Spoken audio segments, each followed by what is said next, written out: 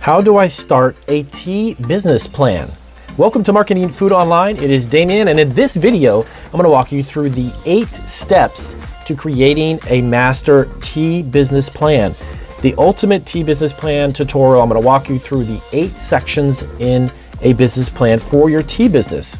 Now, keep in mind, I highly recommend you open an online tea business instead of a brick and mortar, and I'll get to that a little bit later in the video as to why. But let's dive into these 8 specific steps and get started right now.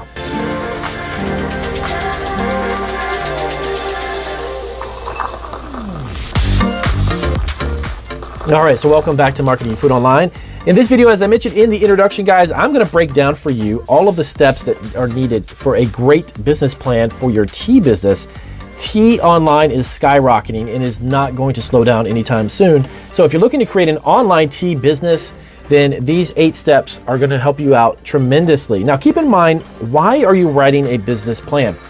Over 12 years ago, when I started my food entrepreneurship with my wife, we actually sat down and wrote a business plan after opening a business. We had a brick and mortar Italian bakery, and I realized that actually having one before I opened the bakery would probably have been a better decision.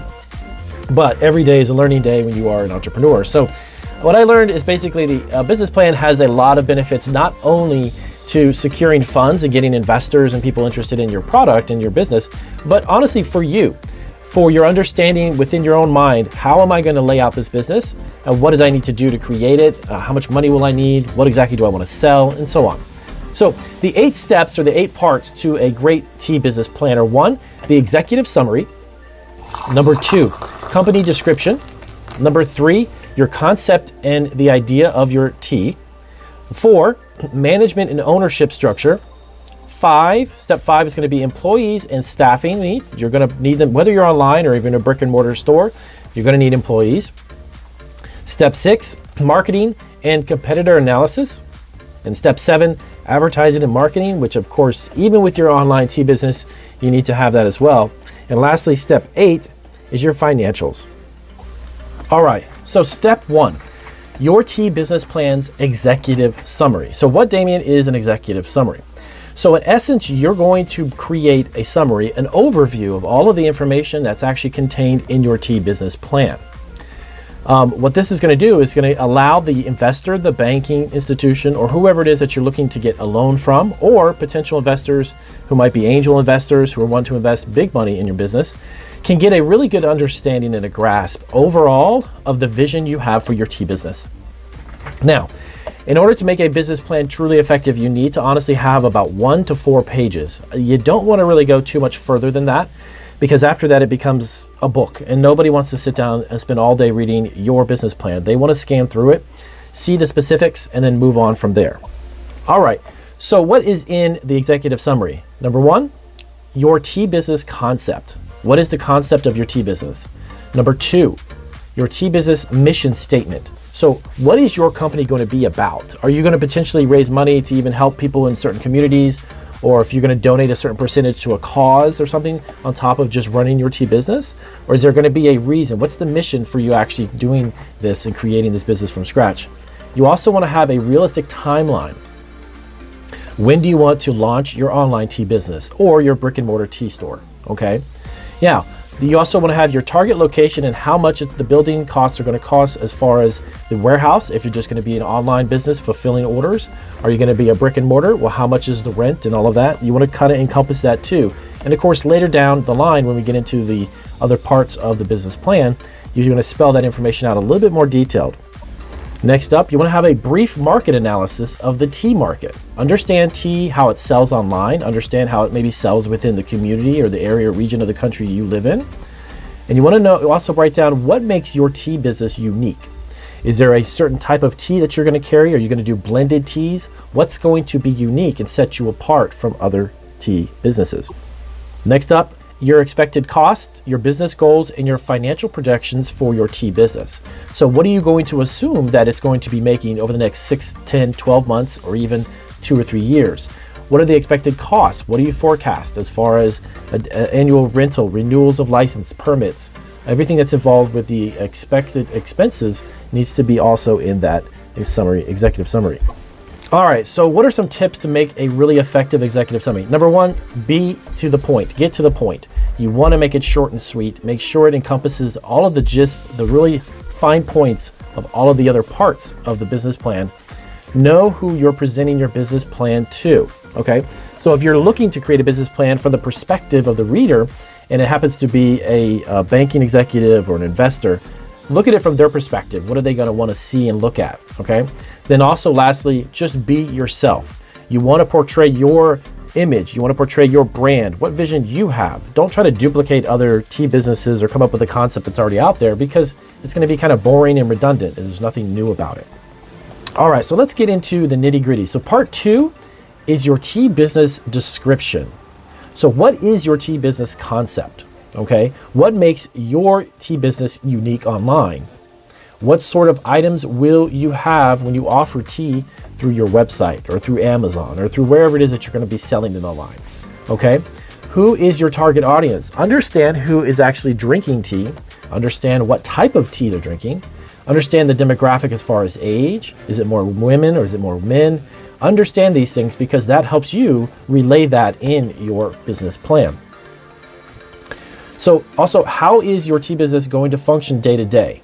Okay, meaning how are you going to operate it? Do you have an idea of when you're going to open and when you're going to close, when you're going to fulfill orders, when you're going to ship it, the day-to-day logistics of the operation? Understand that beforehand, and if you don't know for sure, then try to research it and find out, how do people fulfill orders online with tea? How do they sell it? When do they market it? How much time do they spend doing that? Number 3, so your tea business concept and what teas are you going to offer? So in this section, you want to create almost like a menu, if you will, a selection of teas. Are you going to be doing loose leaf teas? Are you going to be bagging your own tea blends? Are you going to offer loose leaf tea in bulk? Are you going to offer other products such as pots, teapots, kettles, other things that go along with creating and making tea? Are you going to have matcha tea? Are you going to do powdered teas? What is it exactly you're going to offer, and what's the concept behind it? That is section 3. Section 4, management and ownership structure. So if you're going to start this endeavor on your own, and it happens to be an online tea business, which is a great idea, and I recommend you do this, much of it can be done with either yourself as a sole proprietorship or maybe one additional person as a partnership. But you need to spell that out in this section. Let the person who is reading this business plan understand who is going to be running the show. Is it going to be a full staff of people? Is it simply going to be a group of managers or people within the company other than yourself? And also let them know, are you going to be a sole proprietor? Are you going to have a partnership or an LLC? Now, the ownership structure when it comes to sole proprietorship is you and you alone. But there's a lot of pluses, and then there's a lot of downsides to that. As a sole proprietor, legally, you personally will be responsible for every decision you make in the business. Partnerships kind of lessen that up. You and the other person, and I recommend you create a partnership agreement when you start to have more than one person, because everyone needs to understand what their responsibilities are, financial responsibilities, and anything legally that they're going to be held liable for if they're going to be in a partnership with you. Partnerships are great, but I would limit them to just 2 people when you start. Don't complicate it by having numerous people having stake in the company or ownership in the company. It becomes very, very challenging. Or is in an LLC. This is a very simple way to create a limited liability corporation, which offsets the liability. If I were to start a tea business online, then I personally wouldn't be held responsible if somebody sued the business or got sick or had hospital bills. The LLC itself as a business entity would absorb all of that, not me personally. All right, then section 5. So basically your employment and your staffing. So your employees.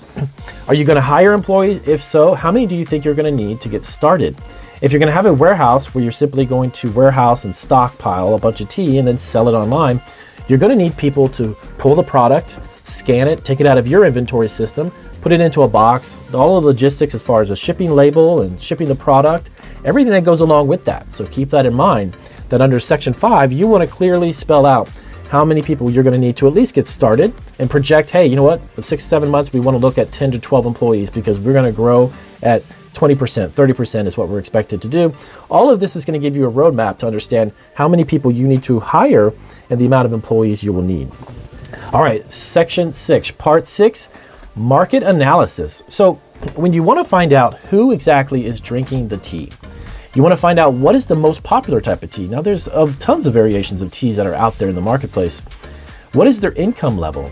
What is the target demographic as far as their age and their gender? What part of the country do they live in that they drink the most tea in? Or certain types of tea that are maybe drank in certain types of parts of the country. Different states have different appetites for tea. What are they drinking? How much money do they typically spend when they're actually consuming tea? These are things that you need to understand when it comes to market analysis and also competitive analysis. What other tea businesses are out there? Do you understand what they sell and the price points? Can you be competitive with their pricing? Also understand what kind of quantities are they selling? Are they selling a tremendous amount? Are they doing a big amount of business? You have to understand who your competition is and who the competitive analysis would be when you start to break it down. Step 7, marketing and advertising strategies. So you need to understand social media. Now, you don't have to be a rocket scientist and understand it 100% to the point, but you need to understand how it can impact your sales and the different types of marketing campaigns you can run on social media. Having a presence on Facebook, Twitter, and Instagram, even Pinterest, as a matter of fact, or even LinkedIn. All of these combined can get you a huge reach in demographics and people who are interested specifically in your tea. Now, when you do this, be sure to set up these accounts before you launch your website.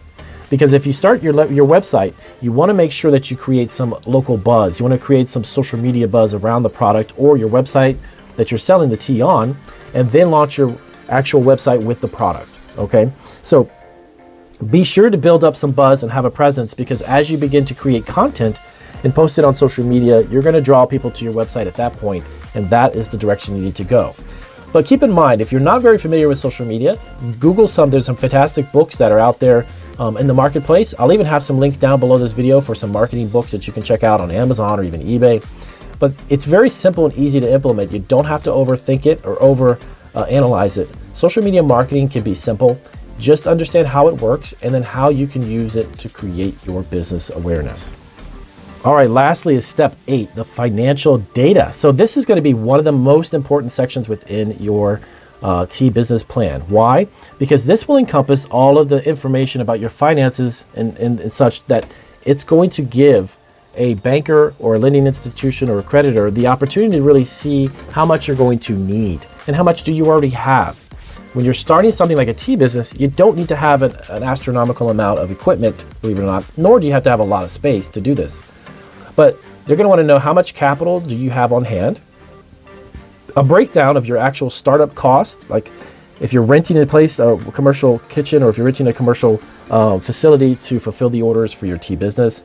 How much is that lease? How much is the rent, licensing fees, permits? How much money you expect your business to spend on a daily or weekly basis with payroll or with packaging, and with machinery and equipment. Sales forecasting based on any previous information that you might have, and a list of recurring expenses, overhead, labor, and the cost of the tea itself and such. So these are the things that you need to have in the financial data information. So be sure that you kind of really brainstorm all of these different parameters and expenses and then put them down. Now, if you're not really good or familiar with writing a business plan, and if you're here at the end of the video, check down below. There's actually a few websites that will help you write a business plan. Some of them even have free templates. You can check out that free resource down below as well. So if that wraps up pretty much everything you need to know about writing a tea business plan. If you have questions about this, please, or comments, let us know down below. If you started a tea business and you have some experience, please do share it with the rest of our subscribers. And be sure to subscribe, and I'll see you guys on our next video.